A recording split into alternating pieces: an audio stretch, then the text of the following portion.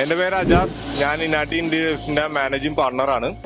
നമുക്കിപ്പോ ഇന്ന് നമ്മൾ നോക്കാൻ പോകുന്നത് നമ്മുടെ modular furniture, modular kitchen cupboard എന്നൊക്കെ എല്ലാവരും കേട്ടിട്ടുണ്ടാവും. നമുക്ക് അതിന്റെ പ്രോസസ്സിൽ എങ്ങനെയാണ് കാര്യങ്ങൾ നടക്കുന്നതെന്ന് ഒരു ചെറിയ വീഡിയോ ആയിട്ട് നമുക്ക് മുന്നോട്ട് പോകാം. വർക്ക് ഏറ്റെടുത്ത് കഴിഞ്ഞു കഴിഞ്ഞാൽ നമുക്ക് നമ്മുടെ പ്ലാൻ പ്രകാരം നമ്മൾ ഡിസൈൻ ചെയ്തിരിക്കുന്നത് പ്രകാരം നമ്മളൊരു കട്ടിംഗ് ലിസ്റ്റ് തയ്യാറാക്കിയിട്ടുണ്ടാവും.